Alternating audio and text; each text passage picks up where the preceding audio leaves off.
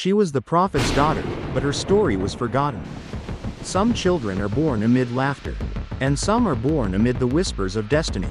On a quiet night in the small house of Khadija bint Khuwaylid, in the years when Mecca was still wrapped in the darkness of idols and pride, a child let out her first cry, and that cry shook the heavens. Not because it was loud, but because every sound seemed to wake an ancient promise, that light would always be born from the heart of darkness. The father entered, his eyes weary from years of night prayers. But when he saw the baby girl in Khadija's arms, his lips softened into a smile. "This is my daughter," he said, then gently lifted her, looked into those wide-open eyes, and whispered, "I will name you Fatima." That name, in Arabic, means, "the one who is weaned." But to him it carried something more, the one set apart from impurity, protected from sin. And so Fatima bint Muhammad was destined to become a symbol of purity, of light, of faith that does not waver. Welcome to Spiritual Echo Stories, where sacred memories are awakened to be told, not only with words, but with soul. If this is the first time you are hearing these echoes of faith, please subscribe to support the channel, so we can keep bringing you stories that make your heart tremble and your eyes open in ways the world never could. Fatima did not grow up in luxury or ease, but in trials woven together with revelation. When the powerful men of Quraysh mocked her father, when her mother Khadija was worn thin during the years of boycott and hunger, the child could only watch in silence. Every wound on her father was a quiet river flowing through her heart. Each night he returned with blood on his feet, and each night Fatima placed her small hand upon them and wiped them clean. She was not only the daughter of the Prophet, she was a witness to revelation.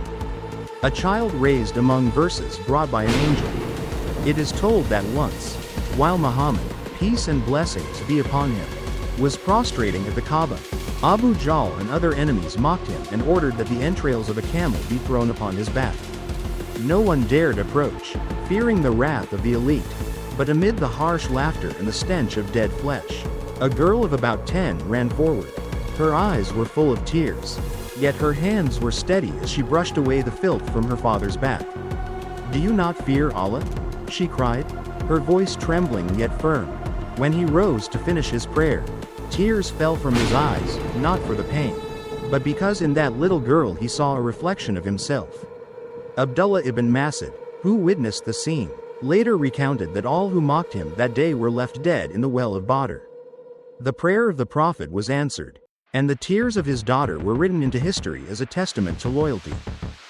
Fatima's childhood was not covered in laughter, but in loss. She watched her mother pass away, saw her sisters leave one after another, and saw her father stand alone against an entire city.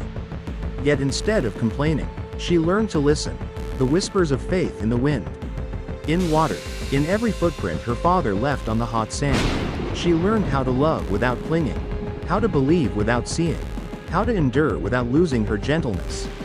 People often say that a person's faith is not measured by their words, but by how they stand when the world tries to make them kneel. Fatima stood in Mecca like a flower growing from stone, delicate, yet unbroken. When her father was stoned, she ran to him. When her mother died, she buried her grief in silence. When the idols collapsed, she knew the truth had prevailed. But the price of that victory was a childhood she would never get back. They called her Fatima al-Zahra, the white light of the Prophet.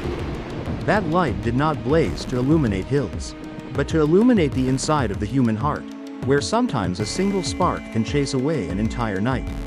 She was the embodiment of purity, steadfastness, and unconditional love for the Father who led humanity from darkness to light. If anyone asks, why should we know about her? The answer is not only in old pages, but in the way your heart beats faster when you hear her name. Fatima is not only a figure from history, she is a mirror for us, those of us trying to find our way back to purity in a noisy, tangled world. And perhaps, in this very moment as you listen to her story, that light, the light of Fatima bint Muhammad, is slipping into your heart, reminding you that faith, when pure enough, can make even the heavens bend down to listen. People say that some souls are created from light, and when they enter the world, darkness steps back. Fatimah bint Muhammad was one of those souls. She did not come to be looked at, she came to make people realize that true beauty does not live in face or form, but in a soul that is absolutely pure. As she moved through the years of adulthood, the world witnessed something rare. The image of the Prophet reflected in another human being, not in features, but in every breath, every glance, every gesture of compassion. Aisha, may Allah be pleased with her, the wife of the Prophet, once said, "I have never seen anyone resemble him so much." When Fatima came in, he would rise to meet her, kiss her forehead, and seat her beside him. And when he came to her home, she would rise, kiss his hand, and offer him her place. In that relationship there was more than father and daughter. It was a sacred harmony between two hearts that shared the same origin of light. Fatima was not only the daughter of Muhammad, peace and blessings be upon him, she was the warm breath of revelation lingering in this world. She was called by another name, al-Zahra, the radiant, the luminous. No one saw her without sensing a deep calm, as if there was a piece of paradise in her gaze. It is said that when she prayed, light from her face spread out, and those standing behind thought a star was shining inside the small home of Ali. May Allah be pleased with him. She lived simply, no gold, no luxury, yet the whole world bowed to that nobility. The Prophet said, "Fatima will be the first of my community to enter paradise." He also said, "The place of Fatima among this community is like the place of Mary among the children of Israel." This was not only praise, it was a sacred acknowledgement that she was a bridge between the human world and the realm of purity. Allah chose her as a model for all women, to show that greatness is not found in power, but in virtue, not in a loud voice, but in a heart that stays silent before vanity. She never immersed herself in excess. Her clothes were plain, her meals modest, her little house just large enough to hold the light of two great souls. Yet in that simplicity there was a strange beauty, the beauty of freedom from every chain. She once told a visiting woman, "The greatest beauty for a woman is to keep the gaze of strangers from resting upon her, and to keep her own gaze from resting upon them." In an age that chases fame, she chose to be hidden, in a world that runs after applause. She chose silence. It was that very silence that made her name echo forever in people's hearts. Scholars have said that among all the women of humanity, Fatima was uniquely preserved by Allah from physical impurity, no menstruation, no stain, a sign of absolute purity. She was the very meaning of Zahra, immaculate, radiant, untouched by dust. She is proof that Allah grants glory not only to prophets, but also to women who keep their hearts clean before the world.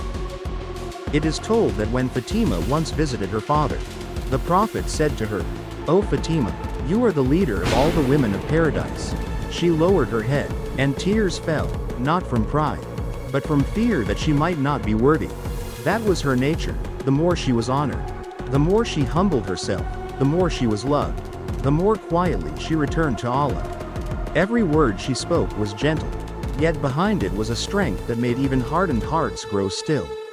When women asked how to keep faith in the midst of trials, she simply answered, "Let your heart be as clean as water before you stand for prayer. Because only when it is pure can it reflect the light of Allah." There was no lofty philosophy, only a life lived in complete faith. Fatima was not a woman of speeches, she was a woman of presence. She did not need to persuade people to believe, because the way she lived was already a sermon. In every step, people saw the walk of her father, in every smile. They heard the gentleness of Muhammad. Peace and blessings be upon him.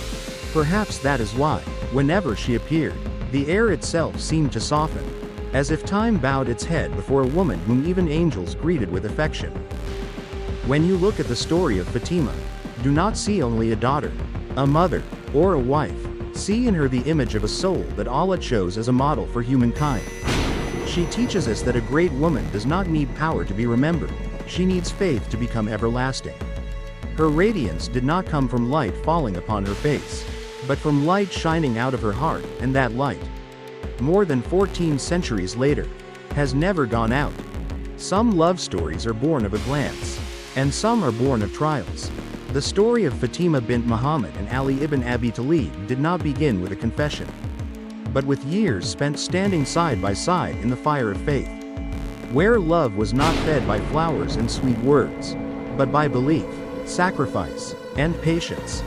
When Fatima came of age, many among the honored companions sought her hand. Abu Bakr, Umar, Abdur Rahman ibn Awf, men of status, wealth, and respect, came with reverent proposals. The Prophet smiled, and each time he said, "I will wait for Allah's command regarding this matter." He was not refusing them. He knew that Fatima's destiny was not tied to wealth or power, but to a heart forged in the same fire as his own. Ali at that time was a young man with little wealth, much courage, and a great deal of humility. He had grown up in the Prophet's home, sharing the early hunger of Islam.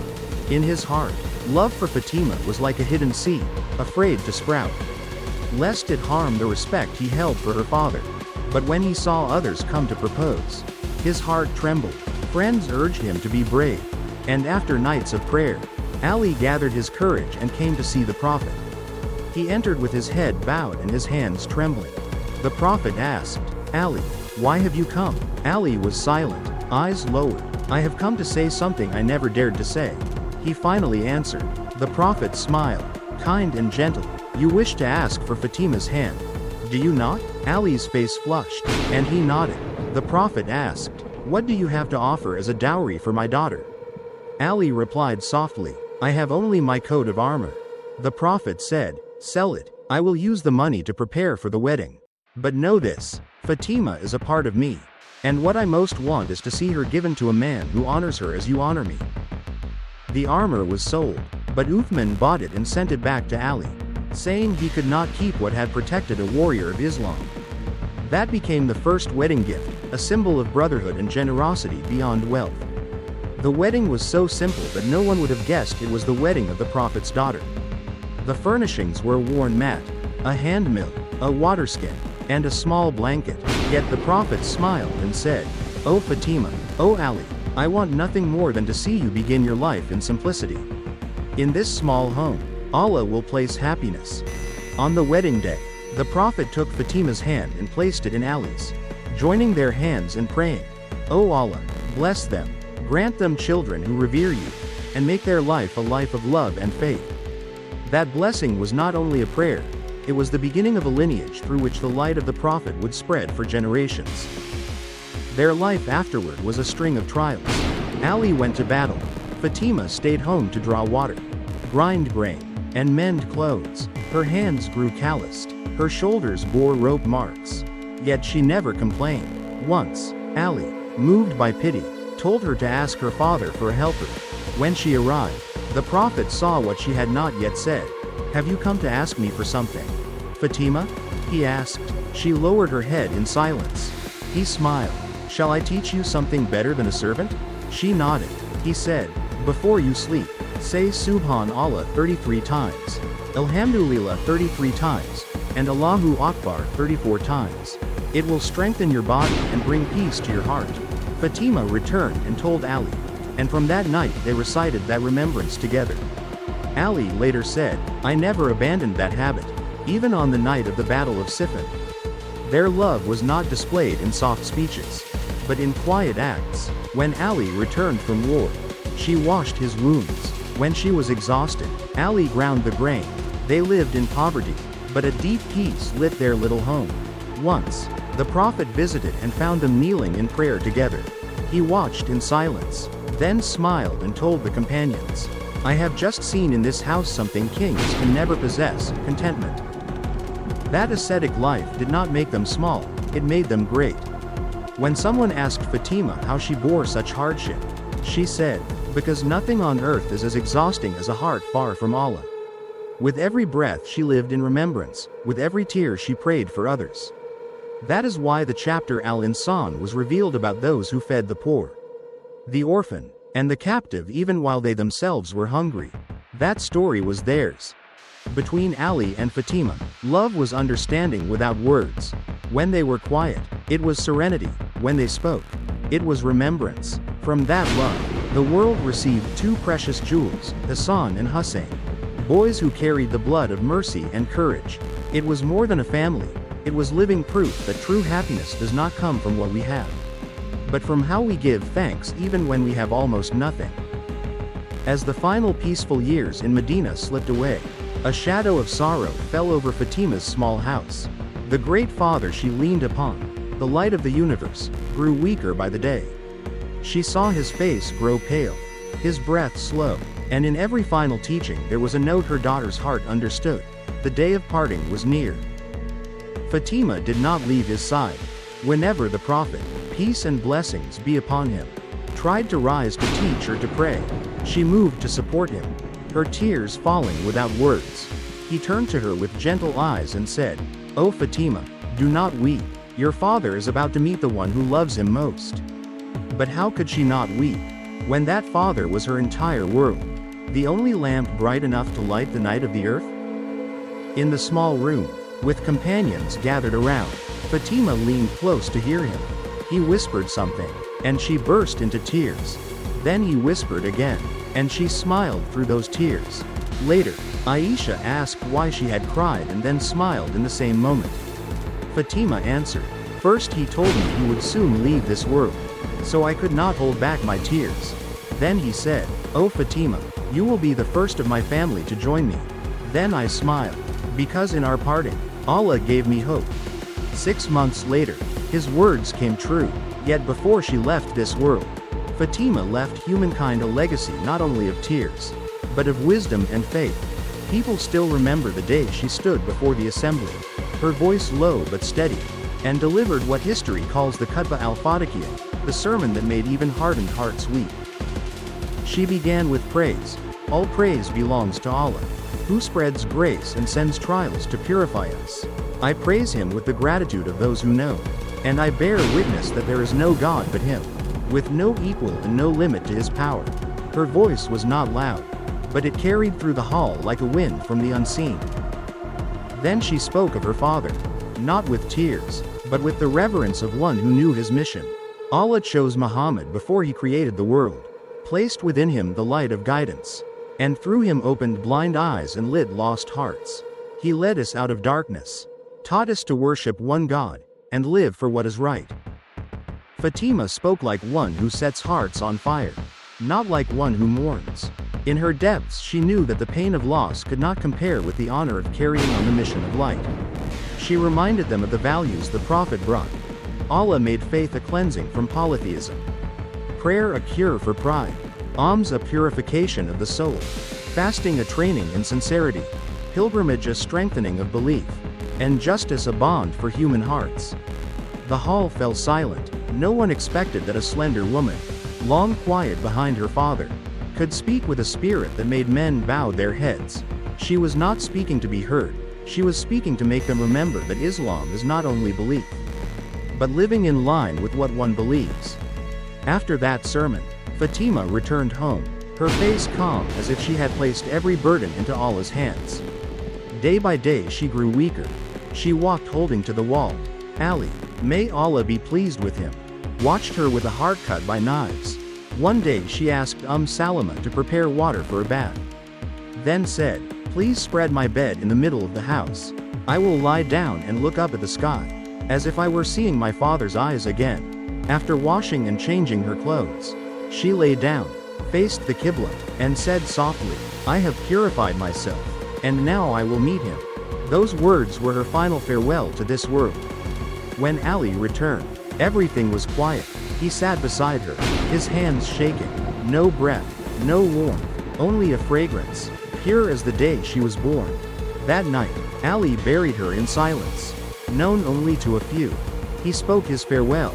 "O Fatimah, the pain of losing you has turned my heart to stone. Yet I do not blame Allah, for he honored me with your love. My beloved, I pray I will meet you soon, in a place where tears do not fall and parting does not exist." The death of Fatimah was not a period, it was a comma between two worlds. A daughter returned to her father, a believer returned to the one she loved, and a woman left behind an immortal lesson in loyalty, purity, and the wisdom of faith. When the moon rose over Medina, its silver light fell upon the cemetery of al-Baqi, and people said that night they felt a breeze gentle as the Prophet's hand, welcoming his daughter back to a place where the light never fades. When the sun set behind the roofs of Medina, a quiet emptiness spread across the city. In the small home where a single oil lamp still flickered, there was no longer the voice of Fatima, no longer those soft footsteps moving through the night for prayer, only a lingering warmth on the mat and the familiar fragrance of faith. That night, Ali sat by his wife's grave and stared into the sky with hollow eyes. The woman whose hand he had held under the Prophet's blessing now rested in the earth. But it was as if the earth itself dared not press too tightly for fear of hurting a soul so pure. Ali recited lines that generations would pass down as a farewell.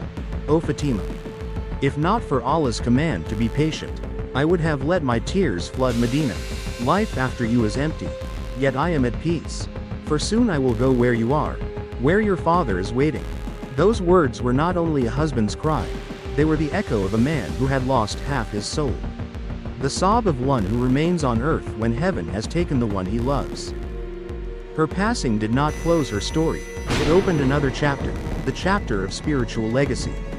From then on, whenever people spoke of filial devotion, they remembered her. Whenever they spoke of humility, they remembered her. And whenever women prayed in the night, longing to be closer to Allah, they remembered Fatima al-Zahra, the one before whom even angels bowed as they passed her grave. From that short life, Fatima taught timeless lessons. The first was absolute faith, that even after losing her father, enduring poverty, and suffering harm, she never complained. Her faith was not a show of words, it was a steady flame that burned until her last breath. When she recited the Quran, the world seemed to quiet itself.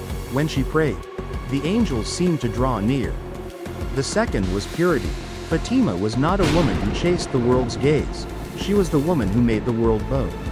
She did not need jewelry to be honored, humility itself was her crown. In an age obsessed with display, Fatima stood like a silent mountain, reminding us that true beauty is living with a heart that is clean, without envy, without hatred, without deceit. The third was patience and love.